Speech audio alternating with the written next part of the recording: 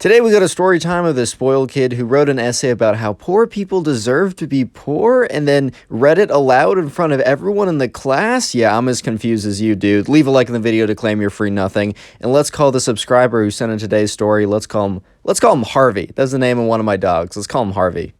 Anyways, right, in Harvey's class, there's this kid, and we're just going to call him the spoiled kid for the rest of the story. You guys know, when I have too many names in my story times, I always mix them up, and it's really confusing for both you and me.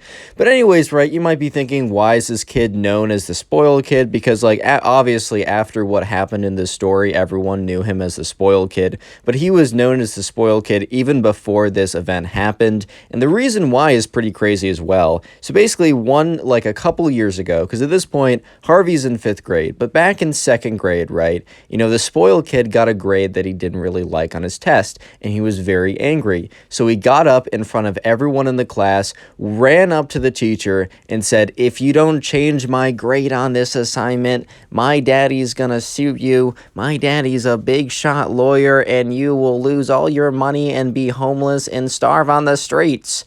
Obviously, the kid was sent to, the principal, and he had to, apologize to the teacher in front of the entire class. But after that moment, right, everyone kind of knew him as the spoiled kid. However, he didn't do anything big and crazy like that for the next 3 years, up until one day during 5th grade. So just to set the scene, there was a pretty big writing assignment. Speaking of a writing assignment, I have a 10-page paper I gotta do kind of soon, dude. I'm not trying to do that. Anyways, though, they had a pretty big writing assignment where they could write about, honestly, whatever they wanted. The whole thing was because they had a whole unit on, the English language, so your grammar, your adjectives, your nouns. The whole point was just, can you write something, but also write it, correctly? Can the syntax be good? Can your grammar be at least okay? Don't be like me like cookies, you gotta say I like cookies, then you get 100%. But other than that, you could literally write about whatever you wanted. But it was a big essay, and the other part of it was kind of the whole public speaking thing, because reading your essays aloud in front of everybody is kind of a big thing you do in school,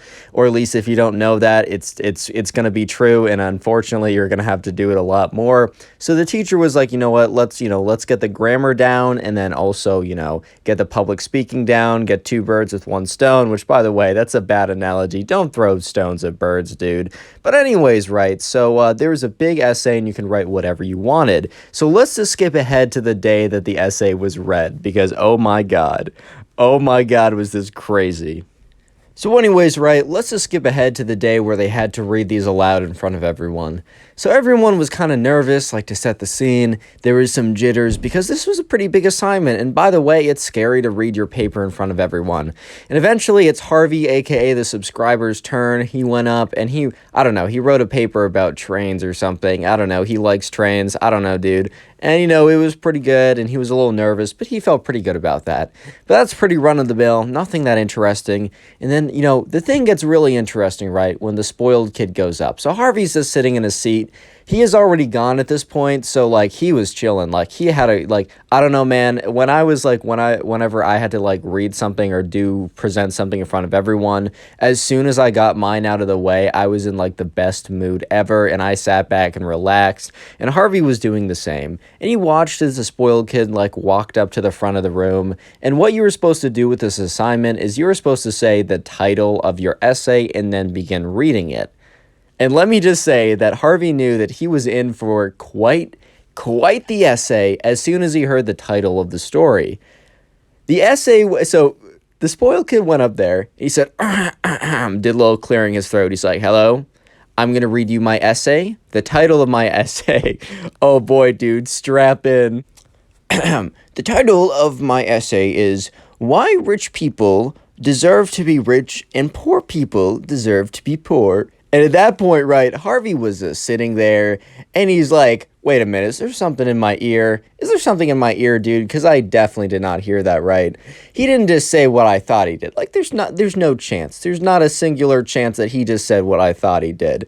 And then when Harvey realized, that that the title of this kid's essay is legitimately, end quote, "Poor people deserve to be poor and rich people deserve to be rich," he was like, "Oh no, bro, this is not gonna be good." Real quick, comment essay down below if you want to harden your comment. That's the secret word of the day. Submit stories to my Instagram. It's in the description. And turn on notifications so you never miss a video. Anyways, right, so Harvey's just sitting there. And he kind of looks around the class. And he's just looking around to see if anyone else is also like what just happened. And bro, like he's looking around and every other kid in that class either wasn't paying attention before and is like paying close attention now, or was paying super close attention before and is just like, as well, oh no, bro. So the spoiled kid goes on to start talking about starts reading his essay, and he's like, so it all starts with my first case study, my dad. When my dad was born, he was not born into a rich family, but you know what he was born with? He was born with the rich genes. When he was born, he was in his blood. He was going to make money. And you know why he made money? Because he was born like that. And now he's a very successful lawyer. I mean, shout out to, like, you know, when he threatened the spoiled kid threatened to sue the teacher, and his daddy was going to sue him because he didn't get the grade he wanted. So everyone definitely knew that he was a successful lawyer for that reason. But anyways, the rich kid goes on to say, probably the more controversial, because look, it's very controversial to say you were born rich, right? But it's even more controversial to say if you're poor, it's because you're born that way and you just stay that way. And at this point, right, he goes on to say, and yes, like some people, like they feel bad for poor people, but honestly, I do not, because they are born that way. And Harvey's just sitting there, bro, and he's just like, dude, what is coming out of this kid's mouth? Like, he hasn't said anything crazy since second grade. Has this been just like bottling up? Has he just been like bottling up all the nonsense and decides to spew it out in front of everyone for a graded assignment? Anyways, right, the spoiled kid goes on and ends up finishing up his essay saying, if you're poor, don't feel bad about it. You know, you were just born like less superior than my parents. And at this point, right, everyone was like, hey, bro, what are you saying? He's like, yes, you know. And then his final essay, he's like, the final part of the essay is how he explains that some people were born just to be better and born to be rich, and other people were born to be worse and they are just going to be poor, and that there's nothing you can do about it, and that it just sucks. And he's like, he feels bad, but he also doesn't, because like he couldn't control it as much as how the rest of the poor class basically couldn't control it. And Harvey is sitting here like, dude, this is like straight up like A-tier comedy. However, it's not ironic, so it's also A-tier scary. Like, oh my god, what is happening? And Harvey looks at the teacher, and the teacher just has this like very like, what do I do look on his face, because I don't think the teacher was about to call him out, but the teacher also was like not about to be like, yes, A+, fantastic work, all your points are solid. So anyways, right, the spoiled kid finishes up his story, and like he's just like, all right, thank you very much. And he just walks to sit back down, and everyone is just silent. Like, normally there's a bit of like applause, a little bit of talking. The teacher was like, thank you, good job, whoever's up next. No, it was dead silence, dude. Like, no one was talking. It was completely silent. And the teacher is just, you know, the teacher honestly is like, all right, who's up next? Kind of just like brushes past it because he's just not trying to deal with it right there. But anyways, right, you know, a couple days later, Harvey like hears from his mom, because he tells his mom all about this, and his mom's like, are you serious? But anyways, a couple days later, Harvey's at like the dinner table, and his mom's like, oh, like, did you hear about like, or like, I just heard something like related to the whole thing that happened a couple days ago. And Harvey's like, oh, really, what happened? So apparently, right, you know, the teacher decided to, you know, forward the essay to the spoiled kid's parents, kind of to be like, hey, like, can you, like, I don't know, the material in here is a little alarming.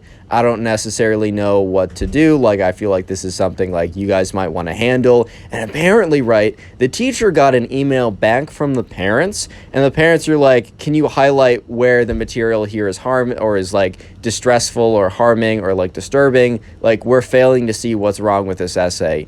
And the teacher just didn't even follow up to that email, didn't say like, oh, it's here, or be like, oh, my mistake. The teacher basically just did not respond to that, realizing that the parents are completely crazy, right? And the teacher a couple days later, you know, Harvey hears again from like someone else that like the teacher eventually graded the papers. Someone kind of like got into the papers or something, was able to see all the grades or whatever.